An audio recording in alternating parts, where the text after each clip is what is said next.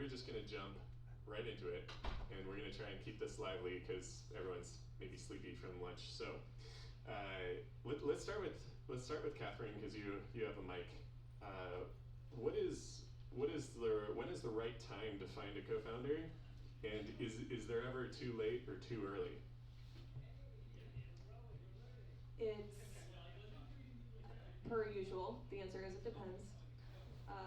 But I'd say it's never too late to find a co-founder. I was an early employee at a company, and after working there for 2 years, became a co-founder of the business when I was needed in that role. And so it's never too late. Awesome. Yeah, sharing personal experience is super helpful. So not only late co-founder, but employee to co-founder is proven possible. Angie, how about yourself? Maybe the same question is, when, maybe not just when in a timeline, but what are the signals as well that you might need a co-founder? Yeah, I think most startups need to have more than one person. That's my personal opinion. And I think that investors also look for more than one, that they're not too keen on solo founders. It has to be a really right situation. But I think co-founding partners, you can do trial runs to make sure that you even like each other, because it might, just like investors, you might have a business marriage for a very long time. And so testing out, like, can we even work together? Do we even like each other? But I think the earlier you can do that, the better. And I think just like doing customer discovery, you can go out and you can talk to a lot of people and you can say what your idea is without giving away the secret sauce. But you can, find co-founders that match or are a good match for you that aren't your skill sets.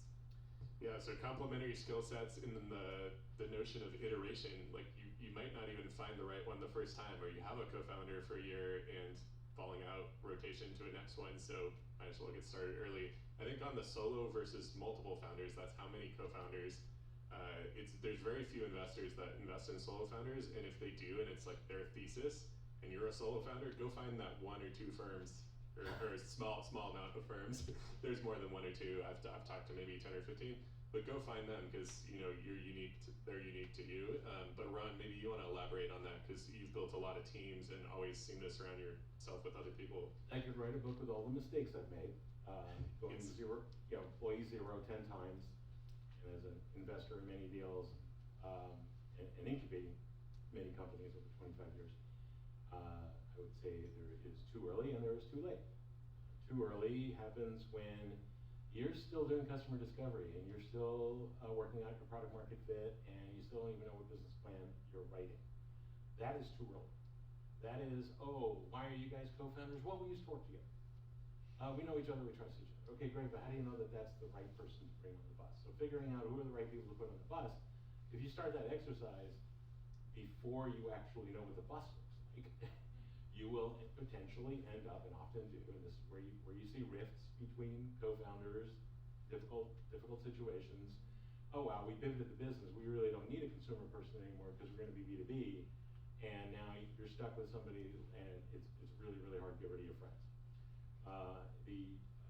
Too late is, yes, definitely, investors rarely want to see just one person. I mean, think of the risks.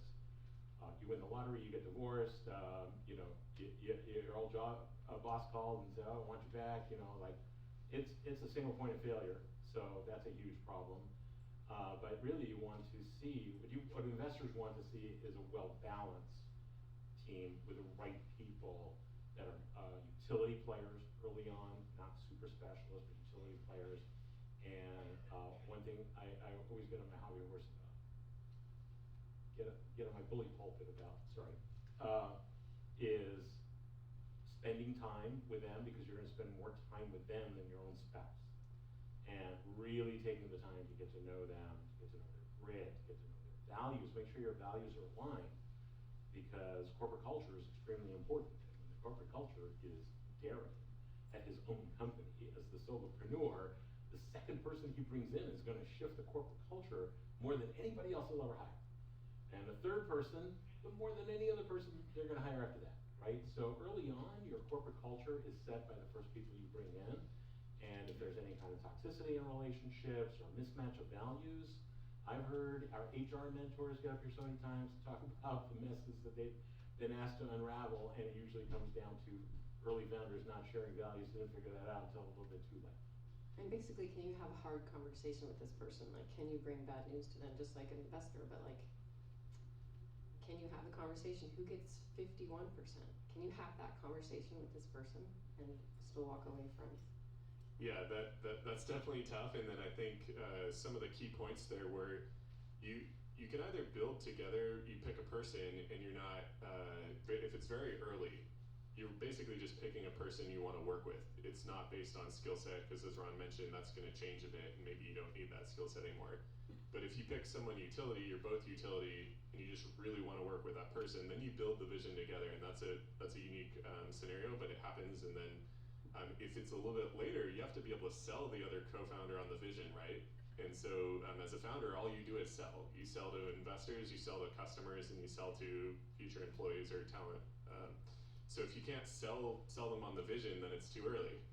So that's kind of a signal. Maybe you can try, and then you'll get the feedback it's too early if you can't get someone to And join that's on why board. I asked that question to the solar founder, because that's one thing the investors look for is like, hey, can you even sell this idea to a co-founder? Like, can you get someone to join your team with this idea? Yeah, and Catherine, maybe we can talk a little bit about that. Like, if you're thinking about joining a team as well, like you're maybe wanting to be a co-founder, what is the attributes that you're looking for to really get sold and take the dive? Yeah, and the person who I joined last time is the person who I'm joining for my next job as well, so she's really good at selling me. I think someone who you can have a tough discussion with, who you can disagree with productively, who sees the value that you bring. They see that you have some other value than they do. So having complementary skill sets means that you're more likely to be able to find your zones in the company, and that you're able to see that each other have value in your perspectives. Great, and I think we'll move to how. This is a really tough one, and I know everyone's here to get tactical. So let's talk about how a bit. What are some methods for finding a co-founder, whether it's events or a venue or leveraging a network? What might be some of the methods? Well, obviously Venture Mechanics is a really good place to find a co-founder. I've actually found a co-founder from like cofoundermatch.com, and oddly, surprisingly, that worked really well. But we also did like a trial run. Can we do this specific project together well in a time-bound event? And we could, and it ended up being a great working relationship. That was random. Go back to your earlier question. Yes, I want please. to take a different spin on it, which is I run into a lot of first-time wannabe entrepreneurs. And I will say to them, especially if they're fairly young, and they've never been in a startup before, their entire life experience was MIT straight to Microsoft, want to be a founder. Go be somebody's co-founder. Once, twice, 3 times, learn the ropes of what it's like to live without any resources, what it's like to be in close quarters. You're in a submarine with 2 seats. Okay, you're with a co-founder. It's going to teach you a lot of skills, including how to find co-founders for your own company. You're going to be a founder someday. You're going to be really successful. But this whole conversation is so germane to success that actually taking the opportunity. Now, how many people in this room have been on somebody else's co-founder team? Just 3. Wow. 4. Slowly increasing numbers. Do I hear 5? Great way to get experience. Yeah, so network too. Like, put it out there in the world that that's what you're looking for, and let other people matchmake for you. yeah, let's talk on that, Angie, because I think you're very good at leveraging network, and we're also willing to use a tool that's kind of cold, right? I think, how do you evaluate those? Like, is there some sort of weighting where this is a trusted referral or warm intro, or are you still just evaluating the same things even when you're meeting for the first time? So is the question, how do I evaluate other people for other people? No, how do you evaluate like the potential co-founder? Do you need to know stuff about them ahead of time, or do you just always approach it as if they're someone new to you? I think doing a project together really does help me figure out those things, because I might not have like a script of like, okay, question number 1, can you do this? Or question number 2, are you this? Or how do you think about the world this way? Like, it just naturally happens as you work together. But also like maybe going for a hike, and just talking. Do you even want to sit next to this person for a 30-minute coffee? Dinner with spouses. Yeah, dinner with spouses is one. Actually, this gave me an idea for a 5th or 6th topic here, which is how do you know when the co-founder relationship's not working out and it's time to part ways? We want to add a lot of value, so you're going to learn everything about co-founders right now, just this 40 minutes. But then you're going to need like 10 years of experience. So, Catherine, do you have some thoughts on that? And then Ron, I'm sure you have tons of thoughts around this. Can we step back just a hair again? Yes. Okay, so back to the evaluating them piece. I think one useful time when you're considering a co-founder, one test for them is bring them a challenge that you have right now. So say like, I'm thinking about this problem right now in my business. I'm not able to drive conversion. What do you think we should do? And discuss it with them.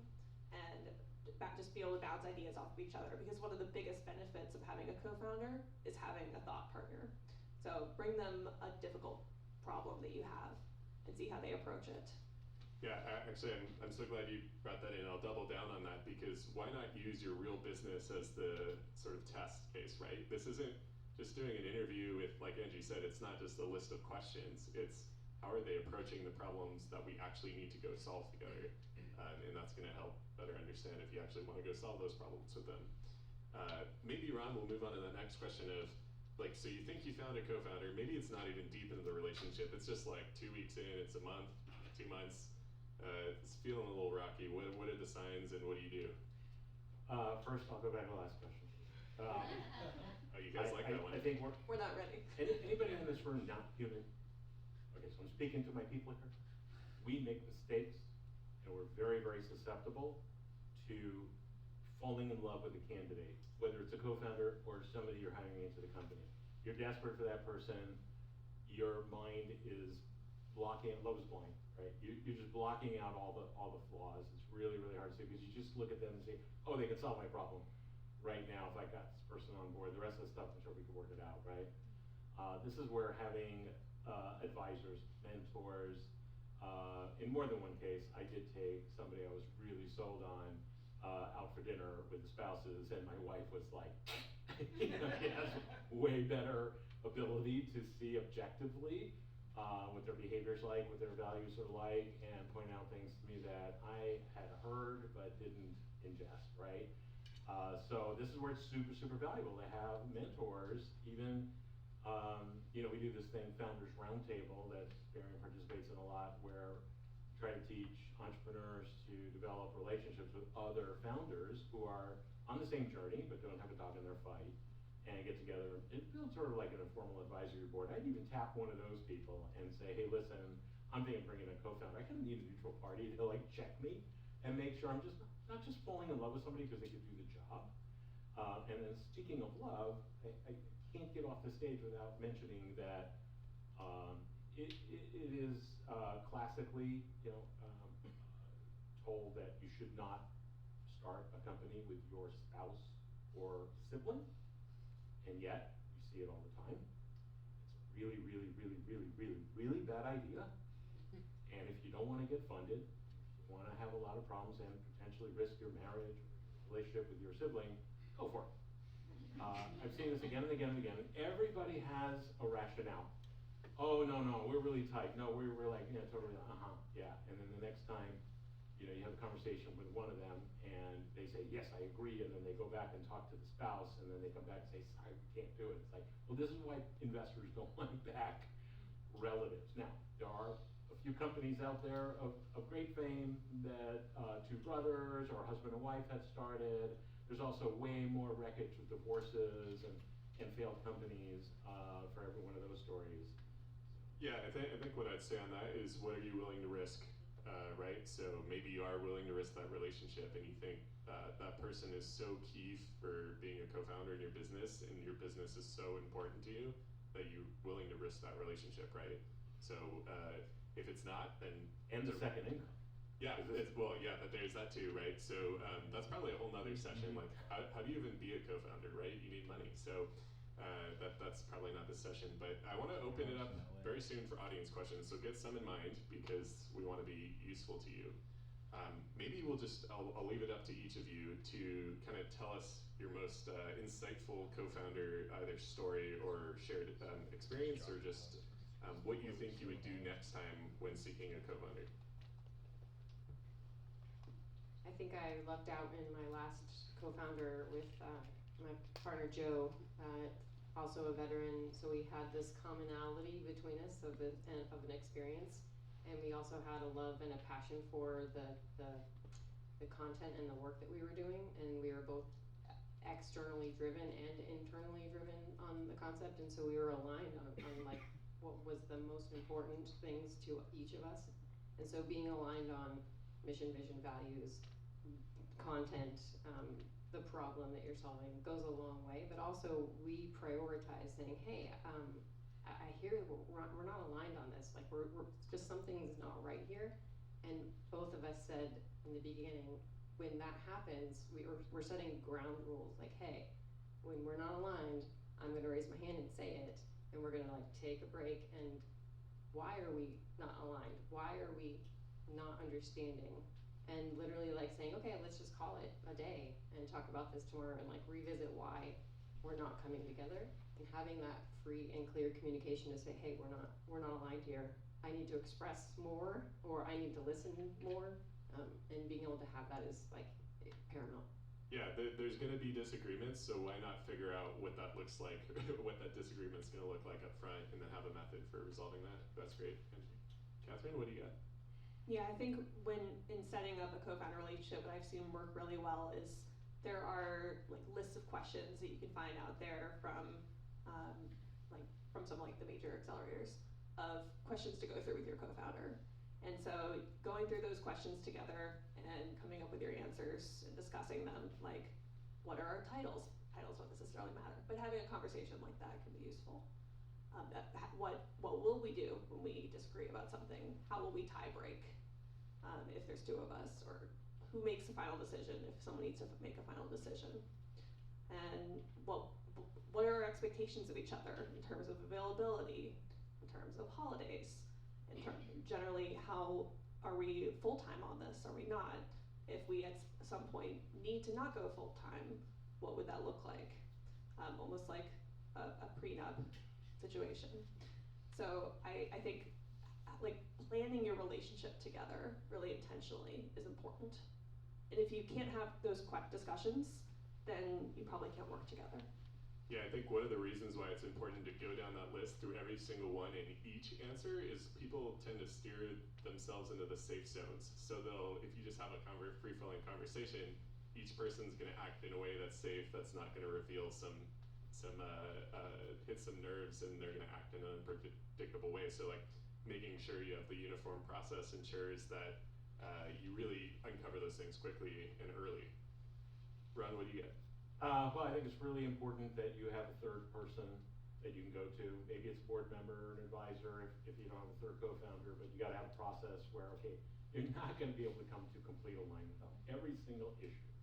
And is it the hill to die on? Usually not, but it can become that, end up splitting the partnership.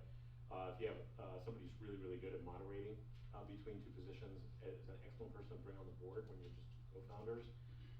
And even if it's in a formal board, but just somebody to be there to be that outside voice.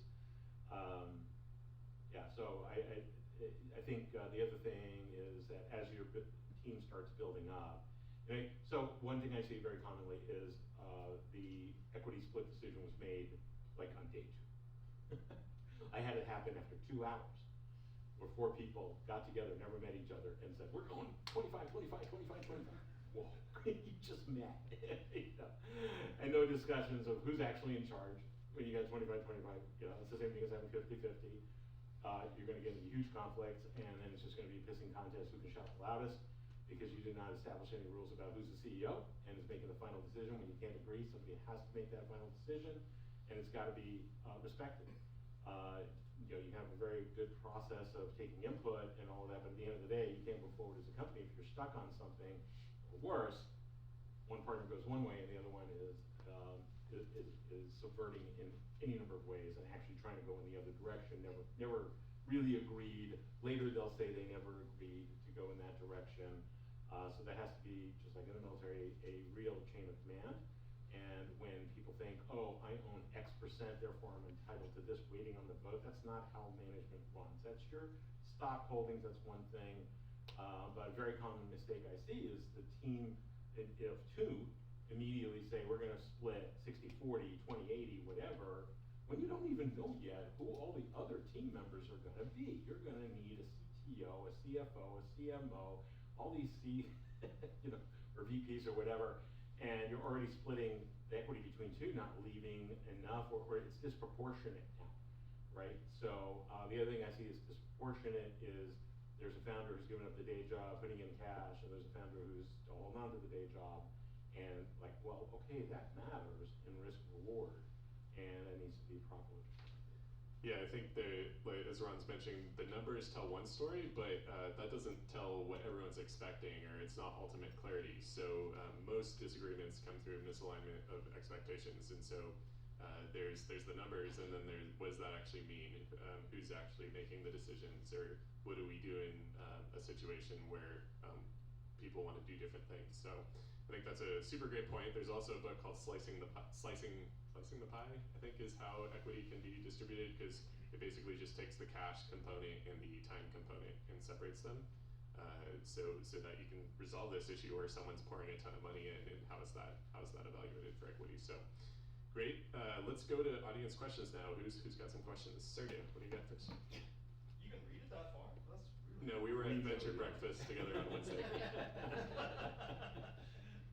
So I have actually two questions, but one is probably more important.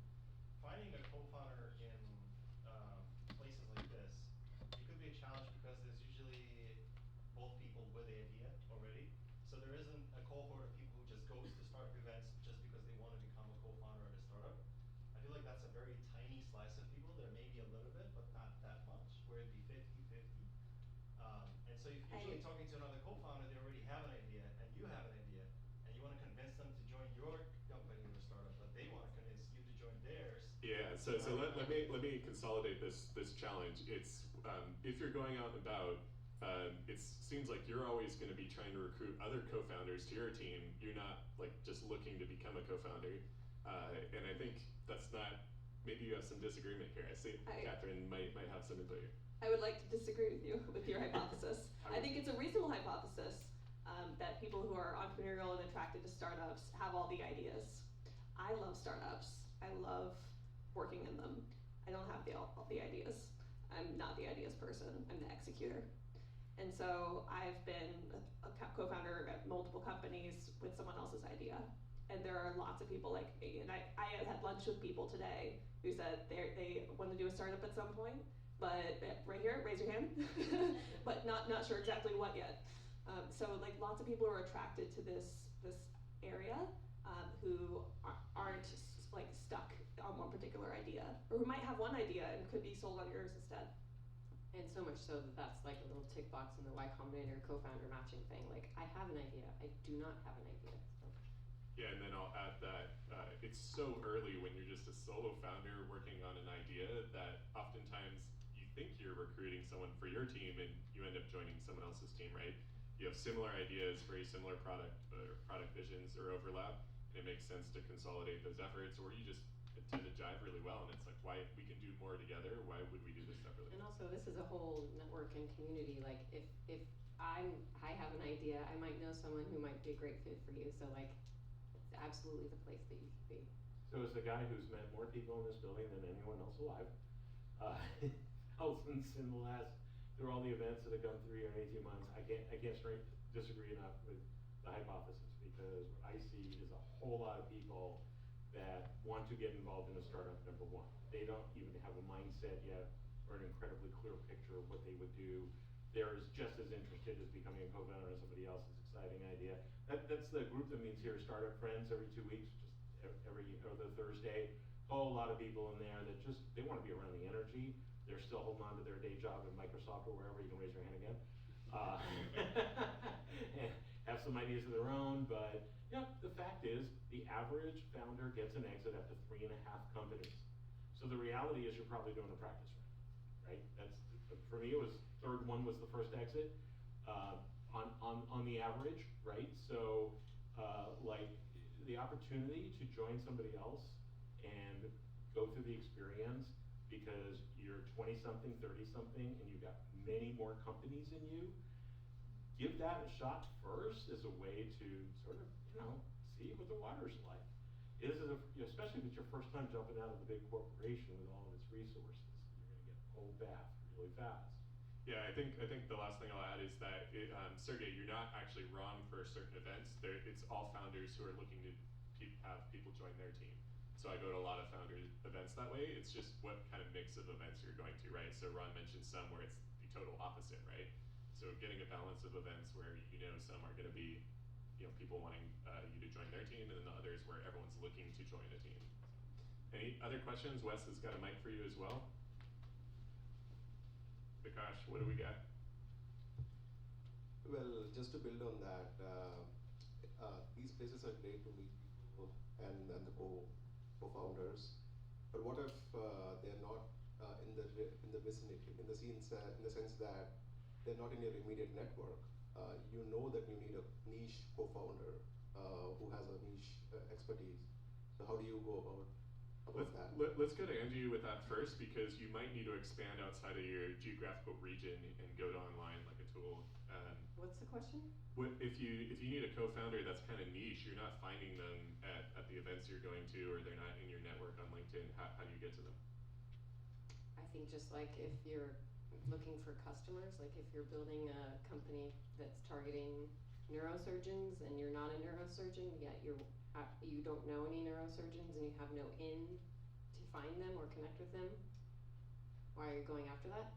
So if you have a niche, why are you not in the niche communities or finding them online? And so there's lots of niche communities online if you're willing to do an online relationship with your co-founder. Bang a nail on your head and you'll meet a neurosurgeon that way. That was a good spicy take. It's maybe you're in the wrong industry. If you're a founder in an industry you're new to, it's very, very hard. I have some experience with that. You have to go try and implant yourself in that community and learn a lot about it for many years before you can be successful there.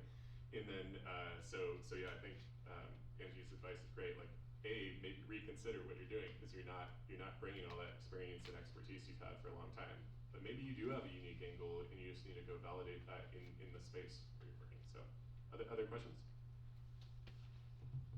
Yeah, so kind of going back to the skill set of the co-founder, how do you determine what skills we need in a co-founder versus maybe an advisor? How do you make that distinction? Ron, you want to take it? Co-founder versus advisor. Advisors are typically not looking for a job, so they sort of self-select themselves out. I think that's an upfront conversation. It's just asking them what they're, early on you have a lot of meetings with people, you're just socializing your idea, and folks can get very excited about it, say, hey, I want to help, and it's really loose, and that's how it should be. After years and years of doing this and developing my cadre of people that I call up, hey, I got another idea. Okay, let's go. Happened many times. There were 4 people I did 4 companies with, number 4 through 9 or 8, 4 through 8, and it was kind of like that. And by the time we did number 8, it was literally 2 years before we started talking about stock splits. So what I did was, because we didn't take any capital, so we were investing ourselves.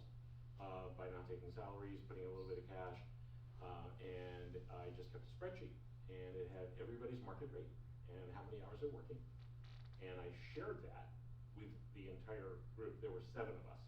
Okay, so we launched this company. 5 of us did not take salary, 2 junior people took salary, and the 5 of us had all worked together before, had a lot of trust, and also a lot of transparency.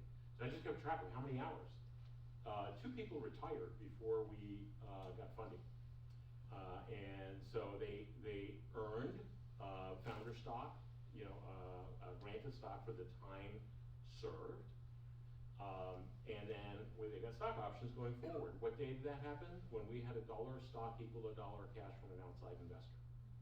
Okay, so for 2 years we went without even splitting the stock, and then we knew time served was worth this, and now we really know each other. We know how committed we are, who's retired, who's staying in. We're able to come up with a very, very fair and a short meeting. This is the stock split going forward. Now that's hard to do if it's your first startup. You don't have those kinds of co-founders, but that's sort of the ideal I ended up working towards over time. Is you don't know how much time people are really going to put in. They all say up front, oh, I'm totally all in.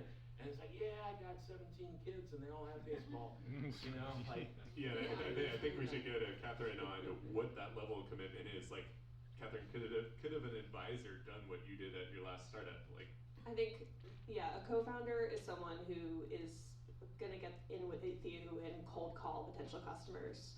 There's someone who is going in and they're setting up the ads.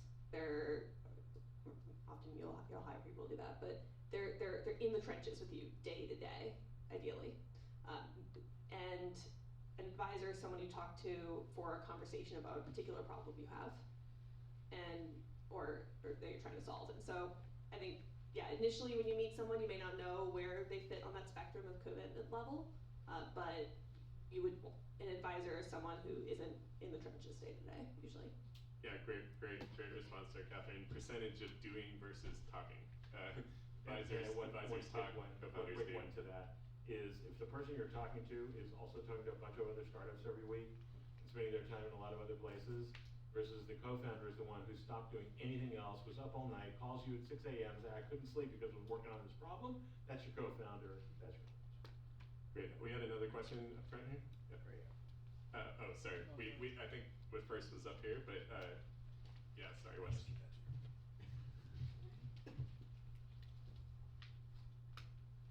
So how do you test your co-founder legally, especially when working on a project together? If you want to test it out that way, do you still have to have legally formed LLC with this person and start working on a project? Especially Don't do that. Don't form an LLC with someone you don't trust.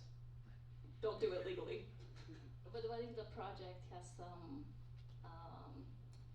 like IP or parts of the idea, and this person started working on it?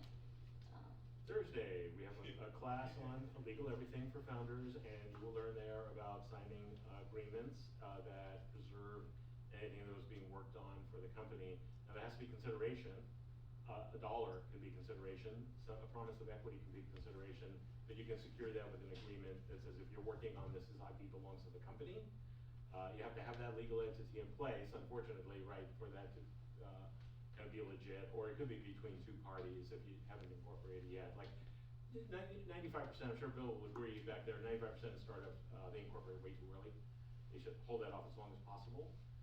But as far as work for hire, you know, anything they do while they're working on this, whatever the consideration was, if they signed an agreement that stays with the company. If you don't have that, it's a huge risk. I see that all the time, right? Founders split up and they both decide. Yeah, so there's two angles to it.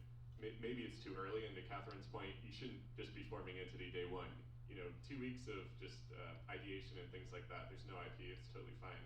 Maybe it's later, maybe it's months. But when it comes time and you have IP, you need an IP assignment agreement, and you'll learn that on Thursday. One more question. Yeah, my question is, we have a partnership already, and it's like 51-49, and we want to hire more and then give shares out. Do you think it's fair game to just dilute both shares throughout the? Let's start with Angie on that one. I mean, are they worth it? Are they that valuable to you that you want to do that?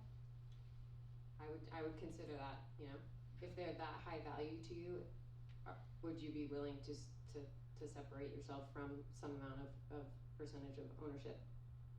And are they worth it? Yeah. I would seriously recommend the legal class on Thursday night, because we cover this, and we also cover it in HR, the HR class, and in cap tables and term sheets. You have founder stock.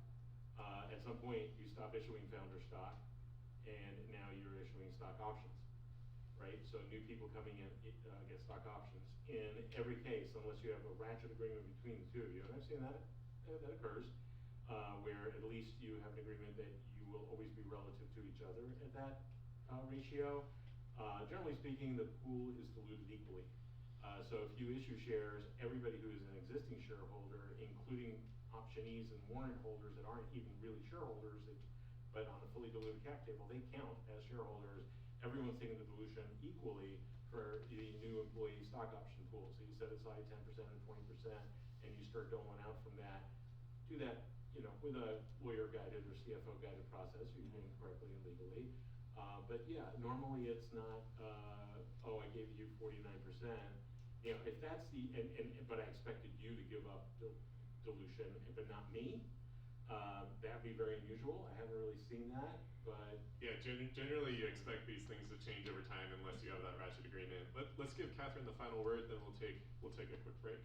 Yeah, I think none of this is set in stone. If you're 51-49, if you have 2 co-founders versus 3, nothing is set in stone. You can always add a co-founder.